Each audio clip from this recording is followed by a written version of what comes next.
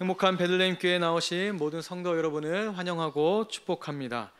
오늘 설교는 구약의 윤리학 두세 개의 다른 삶의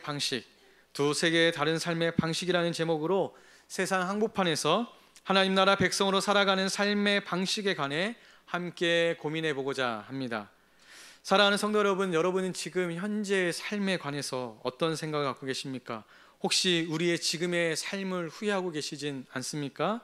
혹시 이전에 다른 삶의 방식을 채택하며 살았다면 지금보다는 전혀 다른 더 나은 삶을 살 수 있지 않을까, 그런 생각을 해보신 적은 없으신가요? 요즘 저는 저의 인간관계 방식과 저의 리더십에 대해 많은 생각을 하게 됩니다. 그래서 저의 SNS 계정은 온통 하버드 비즈니스 리뷰나 쿠파, 퍼블릭 플렉스, 코칭 연구소 등 주로 리더십과 조직 문화와 코칭에 관련된 것들이 가득합니다. 아마도 지금보다 더 나은 삶의 방식은 없을까? 더 괜찮은 리더가 될 수는 없을까? 더 멋지고 더 괜찮은 어른이 될 수 있지는 않을까? 그러한 생각에 아마도 이런 것들을 계속 검색하는 것 같습니다. 리더십이나 다른 삶의 방식에 대해 고민할 때 도움이 될 만한 영화 한 편이 있는데요, 바로 2015년도 개봉한 영화 스티브 잡스입니다. 이 영화에는 여러 관람 포인트가 있을 것입니다. 하지만 저는 스티브 잡스와 그의 동료 스티브 워즈니악이 이 두 사람의 서로 다른 가치관, 서로 다른 삶에 대한 태도, 성공에 대한 관점에 관해 주목해 보고자 합니다. 두 사람은 1970년대에 중반 전자기기와 컴퓨터에 대한 뜨거운 열정을 공유했습니다. 워즈니악은 하드웨어와 소프트웨어 모든 분야에 개발 가능한 천재 기술자였습니다. 잡스는 여러분 잘 아시다시피 사람을 끄는 비저너리이고 그리고 탁월한 마케터였으며 혁신의 아이콘이었습니다. 두 사람은 애플 컴퓨터의 초기 모델을 함께 만들며 애플을 창업했죠.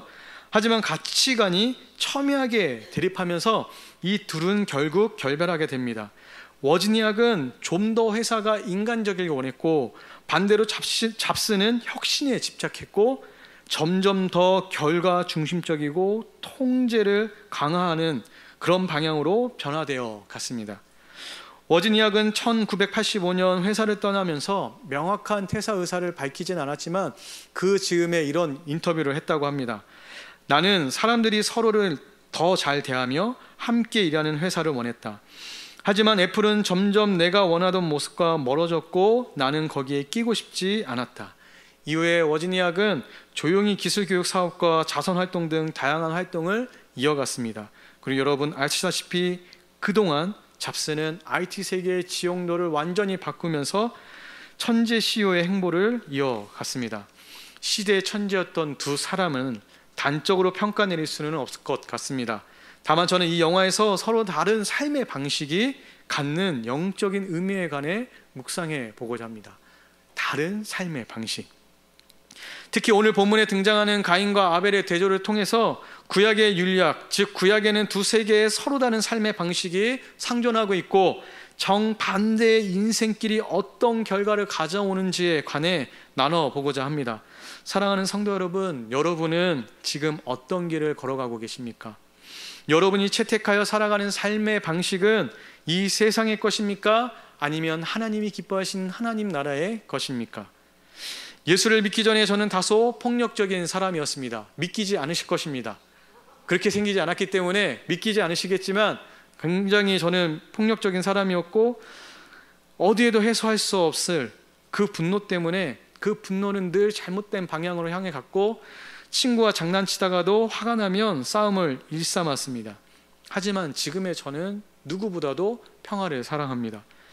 구원에 대해서 저마다 정의를 내릴 수 있겠지만 적어도 저에게 구원이라는 건 추상적이지 않습니다. 분명하고 구체적입니다. 예수 믿기 이전에 저의 삶의 방식은 폭력적이었지만 예수를 믿고 난 이후에 나의 삶은 예수께서는 저를 평화를 도모하는 사람으로 변화시키셨습니다. 여러분들에게는 구원은 어떤 의미이실까요? 하나님의 구원 곧 예수 그리스도의 십자가는 어떤 의미로 다가오십니까? 그리스도의 십자가의 구원은 우리를 다른 세계, 하나님 나라로 진입하게 하고 하나님 나라로 들어가게 하는 하나님의 능력입니다. 현세와는 전혀 다른 삶의 방식으로 살아가도록 요청하는 것이 바로 구원의 의미일 것입니다. 그리고 부활은 다른 삶의 가능성을 보여줍니다. 다르게 살 수 있는 삶의 희망을 보여주는 것. 그러면 이제 어떻게 살 것인가? 이 질문을 던져주는 것, 그게 바로 부활일 것입니다. 그리고 오늘 본문은 동일하게 이 중대한 질문을 우리에게 던져주는 것이죠. 이 질문은 윤리학이라는 깊은 차원으로 우리를 이끌어갑니다. 저는 오늘 본문을 통해서 인간은 어떻게 살아야 하는가라는 윤리학을 다룸에 있어서 유대 정치 철학자이자 신학자인 요람 하조니를 많이 인용할 예정입니다. 어떻게 살 것인가? 이 질문을 던지는 구약의 윤리학, 곧 삶의 방식에 관해 나눠보고자 합니다. 창세기 4장 1절로 2절은 이야기의 무대 배경을 설정해주는 역할을 감당하고 있습니다. 아담이 자기 아내 하와와 동침하여 가인을 낳았다라는 기록으로 배경이 설정됩니다. 이 배경 속에서 하와는 이렇게 얘기합니다. 주의 도우심으로 내가 아들을 얻었다. 생명이 있는 모든 것의 어머니인 하와는 주의 도우심으로 가인을 얻게 되었습니다. 여기서 주의 도우심으로라는 이 표현은 하나님의 어떠한 의지를 보여줍니다. 하나님의 어떠한 의지일까요? 바로 하나님은 어떠한 경우에도 인간을 포기하지 않기로 작정하셨다라는 것입니다. 여러분들이 죄를 짓고 삶에서 실수를 하고 여러 가지 부침과 어려움과 환경 속에 때로는 하나님을 멀리한다 할지라도 하나님은 여러분은 절대 포기하지 않는다는 거죠. 그게 주의 도우심으로라는 것의 의미일 것입니다. 그런데 하나님은 인간에게 자신의 추상 같은 어명일지라도 그것을 거역할 수 있을 만큼의 높은 자유를 주셨어요.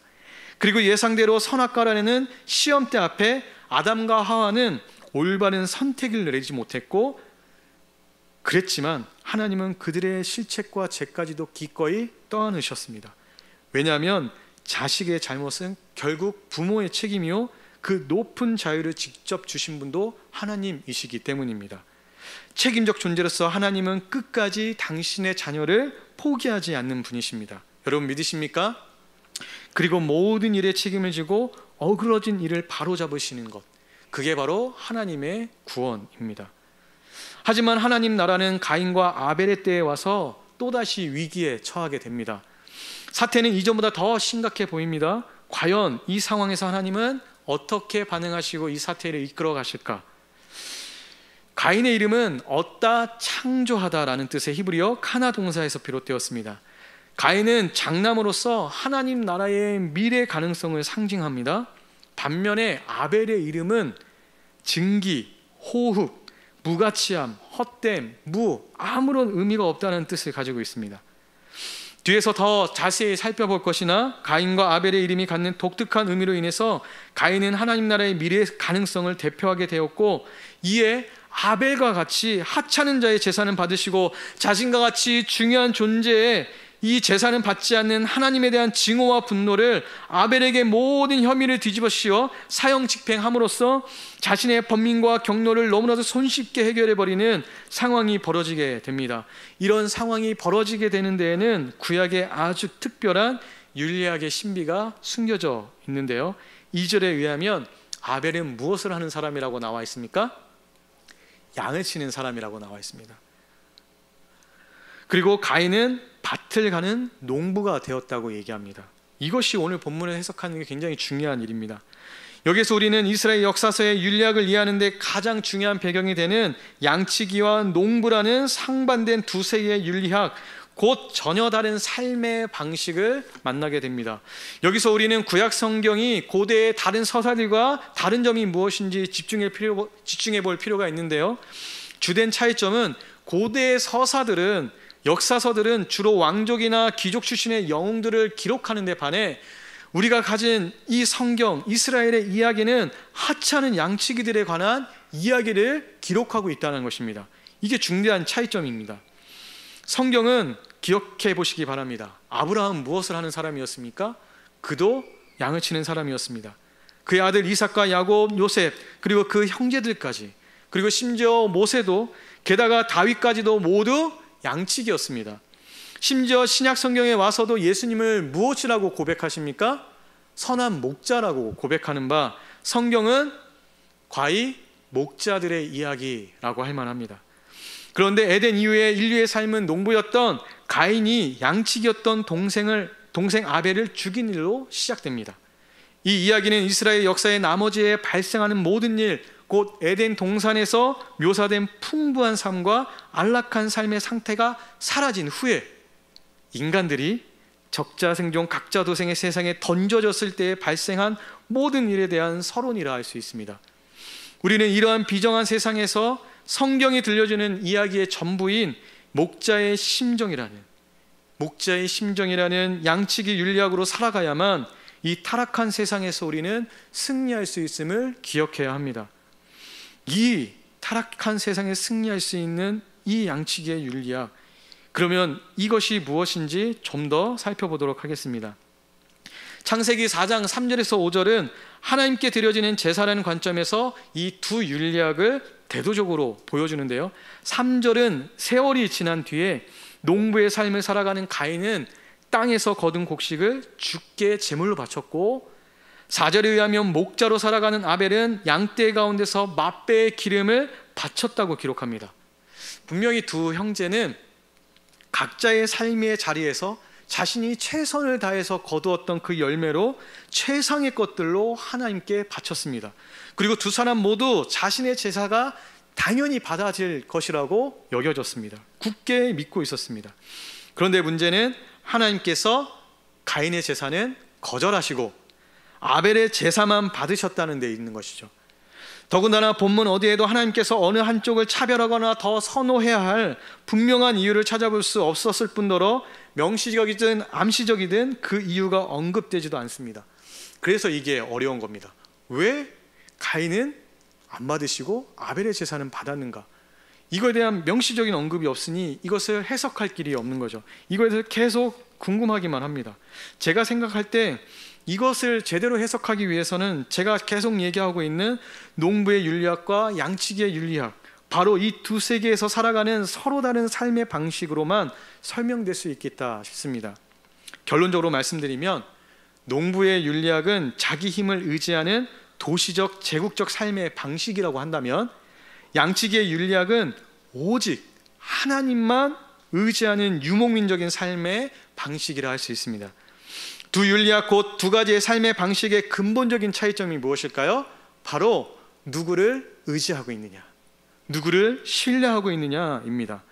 그리고 누군가에 대한 의지, 누군가에 대한 의존은 필수적으로 누구를 예배할 것인가의 문제로 이어집니다. 특히 아담과 하와의 죄로 인해 에덴에서 쫓겨난 인류는 땅이 저주받았다는 상황으로 인해서 누구를 예배할 것인가, 누구를 의지하며 살 것인가 하는 문제 상황에 놓이게 되었습니다. 이제 추방당한 아담의 가족들은 척박한 환경과 싸워나가야 했습니다. 그들은 땅을 경작해야만 살 수 있게 되었습니다. 그런데 히브리어로 경작하다라는 단어는요, 섬기다라는 단어의 의미도 있습니다. 어쩌면 땅을 경작해야 하는 그들은 땅의 종노릇하게 된 것을 의미한 것지도 모르겠습니다. 이제 그들은 땅을 섬겨야만 했습니다. 땅을 의존해야만 했습니다. 땅을 의지해야만 그들은 먹고 살 수 있게 된 것이죠. 그리고 오늘 본문에 의하면 가인은 무엇을 하는 사람이 되었다고요? 땅을 경작하는 사람이 되었대요. 농부는 먹고 사는 문제에 매몰된 인간의 전형입니다. 그 땅에, 그 먹고 사는 것에, 이 도시적인 화려한 삶을 유지하기 위한 그 삶을 살고자 아둥바둥하는 게 바로 농부의 삶인 것이죠. 끊임없이 생산해야 불안하지 않는 존재가 바로 농부입니다. 자기 힘으로 땅의 저주를 극복하고 땅을 통해 인생을 개척해 나가는 삶의 방식이 바로 농부의 윤리학인 것이죠. 그리고 요람 하조니의 주장처럼 농부적인 생활 방식의 궁극적인 열매는 도시와 제국이라는 것이죠. 도시와 제국은 가인과 연관된 농경 생활의 종착지로서 부와 권력의 축적물입니다.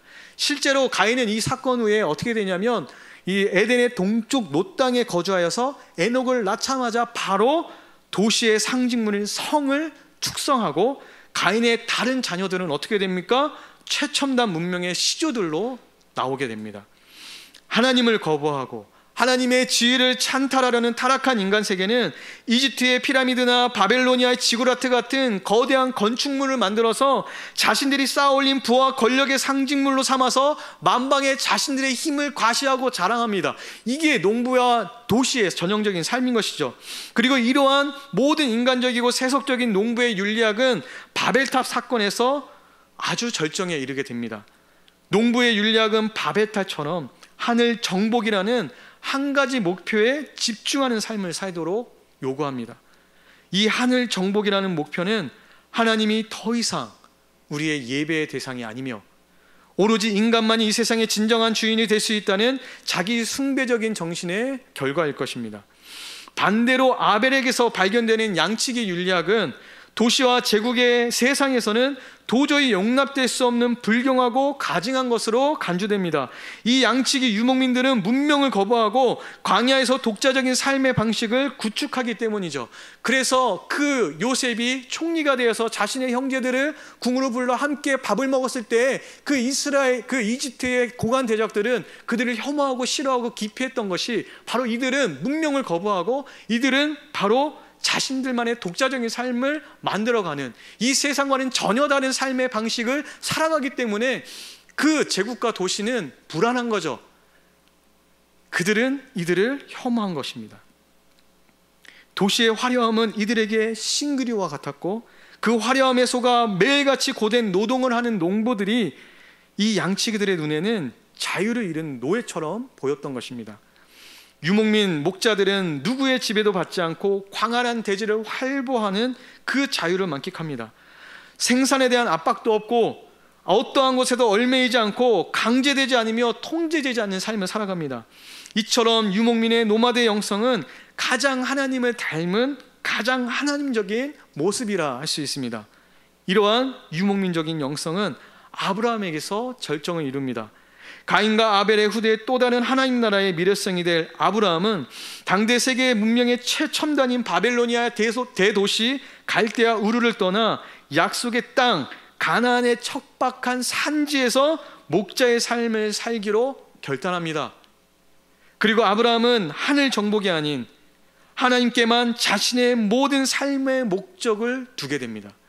다시 말해서 아브라함은 오직 하나님만 신뢰하고 하나님만 따르며 하나님만 예배하는 양치기 율약, 곧 이 세상과는 전혀 다른 삶의 방식을 채택하며 하나님의 백성답게 살아가기로 결심한 것입니다. 아브라함에게서 보듯이 아벨은 양치기의 삶, 즉 반항과 창조의 삶을 살아감으로써 하나님의 뜻에 집중하여 하나님적인 자유의 삶을 추구하는 바른 태도를 취하고 그 태도를 통해서 하나님을 드러내고 하나님의 형상을 반영하며 하나님께 영광이 되는 예배적인 삶, 하늘을 정복하겠다는 그 헛된 꿈을 꾸는 것이 아니라 그런 농부의 삶과는 완전히 전혀 다른 삶을 그들은 갈망했습니다. 하준이의 말처럼 성경 저자들의 관점에서 양치기와 농부는 세상이 건설된 이래 서로 갈등해왔던 두 개의 근본적인 윤리적 성향을 대표하는 상반된 개념입니다. 상반된 다른 삶의 방식입니다. 이 상반된 개념과 다른 삶에 대한 설명이 없이는 오늘 가인의 제사가 왜 거부당했는지를 설명할 길이 없습니다. 따라서 농부와 양치기라는 상반된 이 개념의 틀 안에서만 다음 구절인 창세기 4장 6절과 7절에 다소 당황스러운 하나님의 말투가 이해될 수 있습니다. 너는 왜 그렇게 화가 났느냐? 왜 고개를 떨어뜨리고 있느냐? 네가 잘했다면 왜 얼굴을 쳐들지 못하느냐? 그러나 내가 만일 마음을 잘못 먹었다면 죄가 네 문 앞에 도사리고 앉아 너를 노릴 것이다. 그러므로 너는 그 죄의 굴레를 씌워야 한다. 네가 잘했다면 이 말의 의미는, 이 말의 표현은 양치기적인 삶이 전제로 된 것입니다. 다시 말해 가인은 농부의 삶을 선택해야 될 것이 아니라 이 양치기의 삶을 선택해야 됐다는 것이죠.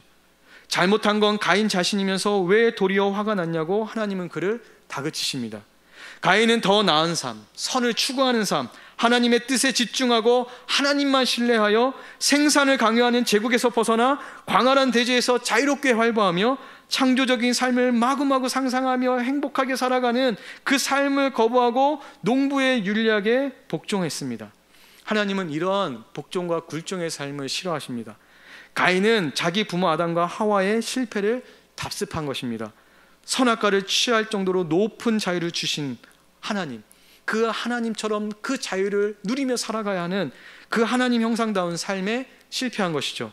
새로운 시험과 도전 앞에 가인은 실패했지만 그러나 아벨은 그 믿음의 시험을 통과했습니다.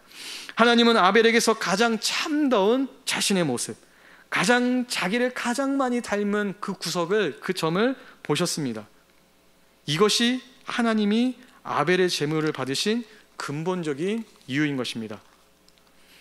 하나님은 자신을 닮은 사람들의 삶을 너무나도 좋아하십니다.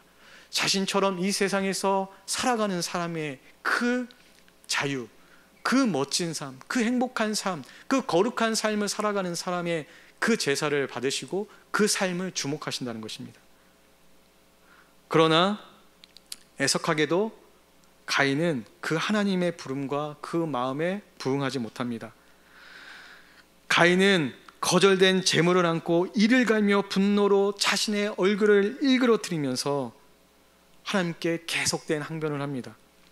하지만 하나님은 그에게 다시 한번 그의 제물이 연락될 수 있는 길을 제시하십니다. 가인은 다시 기회를 얻은 것이죠. 선을 행할 것이냐, 죄에 굴복할 것이냐. 가인은 이러한 하나님의 애절한 마지막 제안을 발로 걷어차 버립니다. 아우 아벨에게 들로 가자고 깨어 데리고 나가서 곧장 그에게 달려들어 아벨을 쳐 죽였습니다. 거기에는 아무도 없었습니다. 이것은 무엇을 의미합니까? 가인의 아벨 살해는 완전 범죄를 노리고 의도적으로 실행한 계획 범죄라는 것이죠. 참으로 잔인하고 끔찍한 선택을 내린 가인은 끝끝내 죄를 다스리지 못하고 가인을 호시탐탐 노리던 피해 굶주린 짐승 같은 이 죄에 대해서 그의 인간성은, 하나님의 형상은 갈갈이 찢겨지고 산산이 조각나버리게 된 것입니다. 죄의 굴레를 씌워야 했던 가인이 도리어 죄의 속박에 걸려든 것이죠. 사랑하는 성도 여러분, 사람은 선악을 분간할 수 있어야 사람인 것입니다. 하나님께서는 선한 분이신 것처럼 그의 형상에 걸맞는 인간이 되려면 우리는 선을 적극적으로 행해야 한다는 것이죠. 죄의 노예가 되지 않기 위해서 우리는 온전한 하나님의 형상을 회복해야 합니다. 온전한 인간이 되어야 되는 것입니다. 그러나 가인은 온전한 인간이 되는 길을 잃어버렸습니다. 이제 그의 제사는 영원히 절대 하나님께 연락될 수 없는 부정하고 가증한 것이 되어버렸습니다. 사랑하는 성도 여러분, 여러분은 어떤 삶을 채택하여 살아가시겠습니까? 도시와 제국의 화려함 속에 속아 넘어가서 오직 자기의 안정과 유익만을 추구하며 하나님을 거부하고 하나님의 형상으로 살아가는 거룩한 삶마저 포기하고 하늘을 정복하고자 바벨탑을 쌓는 자기 숭배적인 농부처럼 부끄럽게 사는 황폐한 삶입니까? 아니면 비록 세상이 몰라주고 우리를 무시하고 우리의 삶이 작게만 느껴지는 초라한 삶이라 할지라도 그 억울한 마음이 커져간다 해도 부끄러움 없이 주 앞에 당당하게 살아가며 모든 일을 선으로 이겨내고 죄의 유혹을 따르지 않으며 하나님처럼 높은 자유를 추구하고 아벨처럼 무가치해 보이지만 실상 가장 복되고 멋지고 아름답고 행복한 양치기로 사시겠습니까? 자신의 힘을 의지하며 살아가시겠습니까? 아니면 하나님을 의지하며 살아가시겠습니까? 사랑하는 성도 여러분, 구원은 값없는 은혜로서 하나님 나라로 진입하게 하는 것이고 하나님 나라의 삶의 방식을 채택하여 살아가는 것이 구원입니다. 이 세상에 속해 있으나 이 세상의 방식을 따라 살지 않은 믿음의 삶을 살아가려면 우리는 무엇을 해야 할까요? 첫째로 우리는 주의를 온전히 지켜야 합니다. 주의를 지키는 것은 믿음 생활의 기초이며 가장 하나님적인 삶입니다. 왜냐하면 하나님은 온 우주를 창조하시고 안식하셨기 때문이죠. 하지만 바로의 세상은, 이집트의 세상은 정반대로 쉼없이 끝도 없는 생산을 요구하며 우리에게 끝도 없이 움직이도록 요구하는 세상입니다. 이렇게 끊임없이 움직여야 사는 도시와 제국의 삶에는 생각이라는 것이 있을 수가 없습니다. 성도 여러분, 생각할 겨를이 없으면 노예나 다름없습니다. 함석헌 선생은 생각하는 백성이라야 산다고 말했습니다. 주일은 다른 것 하는 시간이 아니라 생각하는 시간입니다. 무엇을 생각하는 시간일까요? 나는 정말 잘 살고 있나? 나는 나답게 나의 걸음을 잘 걸어가고 있나? 나는 정말 행복한가? 나는 믿음의 삶을 살고 있나? 이렇게 생각하고 점검하는 시간이 바로 주일입니다. 우리는 안식일을 통해 생각을 회복하고 창조적이고 의욕적인 자유의 삶을 살아가야 합니다. 그리고 주일이 지키는 그 삶의 방식을 통해서, 이 세상 누구도 믿지 않는 사람은 주일에 교회에 나오지 않습니다. 하지만 우리는 주일에 굳이 이 시간에 나오는 것이죠. 이 삶의 방식을 채택하며 살아가는 것이죠. 이 삶을 통하여서 우리는 보여주는 것입니다. 하나님의 안식을, 하나님의 세상을, 이 바로에 미치게 돌아가는 이 세상 속에서, 바쁘게 숨가쁘게 살아가는 그 세상 속에서 우리는 잠시 멈출래. 우리는 인간이야. 우리는 하나님의 형상이야. 우리는 정말 하나님을 예배하는 삶의 방식을 살아가는 게 너무나도 행복해 라고 하는 이 삶을 보여주는 게 주일인 것이죠. 둘째로 우리는 제자훈련을 받아야 합니다. 지금 저 가운데쯤에 네 분이 피곤하게 앉아 계신데 저희가 토일 제자반 MT를 하고 왔습니다. 제자훈련을 이렇게 받아야 되는 것, 그것은 무엇이냐면 성도에는 두 가지 부류가 존재하기 때문입니다. 첫 번째는 신자이고 두 번째는 제자입니다. 신자와 제자는 공히 구원의 문제는 아무런 결격 사유가 없습니다. 오직 믿음으로 구원을 받으니 신자와 제자 모두 성도이기에 전혀 문제가 없는 것이죠. 하지만 둘 사이에는 커다란 간극이 있습니다. 바로 상태의 문제인 거죠. 신자는 간헐적 상태에 놓여 있어요. 신자는 신앙을 지속적이지 못하게 하고 띄엄띄엄 자기 마음대로 하는 것입니다. 헐겁게 하죠. 신앙을 가볍게 생각하는 편입니다. 신앙으로 일상을 꽉 채우는 법이 없죠. 이런 삶의 방식으로도 구원을 받을 수 있겠으나 삶이 부끄럽고 신앙이 처참해집니다. 아무래도 신자는 구원에 문제가 없으니 나머지 생활은 자기 편할 대로 하는 이상 심리이기 때문이죠. 반면에 제자는 스스로를 늘 비간헐적인 상태로 놓게 됩니다. 하나님 앞에 계속 나오는 거죠. 나오고 또 나오고 하나님 너무 보고 싶어서 나오는 그 지속적인 예배의 삶을 살아가는 게 바로 제자입니다. 이 제자의 삶을 살려고 하면 제자 훈련을 받아야 되는 것이죠. 이 제자 훈련의 삶을 살아갈 때 우리는 하나님의 모습을 보여줄 수 있습니다. 제자로 살아가는 그 삶의 모습에서 우리는 하나님의 형상을 보여줄 수 있다는 것이죠. 마지막으로 우리는 전도하고 선교해야 합니다. 우리 교회는 행축하는 교회고 선교지 100교회를 비전으로 삼은 교회입니다. 그리고 구령의 열정이 과도해서 이번에는 여름에 블레싱 장흥을 하기로 선포했습니다. 전라남도 장흥까지 400여 킬로를 달려가야 합니다. 그래서 너무나도 힘들어서 꺼려 하실 수도 있겠습니다. 하지만 사랑하는 성도 여러분, 바울은 수천 킬로미터를 걸었습니다. 담임 목사님께서 작년 성지순례 다녀와서 고백하셨듯이 자신은 차를 타고 가는데도 너무 힘들었는데 바울은 어떻게 이 많은 곳을 걸어 다녔을까? 사도 바울은 목숨을 걸고 복음을 전했습니다. 선교는 목숨 걸고 해야 하는 고귀한 신앙적 가치인 것입니다. 다른 삶의 방식이 있다고, 여기에 행복한 삶이 있다고 보여주고 자랑하는 것이 전도이고 선교입니다. 사도 바울이 보았던 환상은 오늘 우리의 부르심입니다. 건너와서 우리를 도우라. 이 마게도냐의 한 사람이 우리를 부르고 있습니다. 장흥이 우리를 기다리고 있습니다. 힘들어도 가야 합니다. 장흥으로 믿음의 모험을 떠나는 우리 모두가 되기를 간절히 소망합니다. 사랑하는 성도 여러분, 하나님이 봐주시는 아벨의 제사를 들으시기 바랍니다. 양치기의 윤리학, 유목민의 영성, 다른 삶의 방식, 목자의 심정으로 살아가며 하나님처럼 참된 자유와 선을 위해 살아가는, 하나님이 기뻐하시는 인생, 기쁨이 넘치고 너무나도 멋지고 가장 복된 인생을 살아가시는 우리 모든 베들레헴 교회 성도 되시기를 간절히 축복합니다.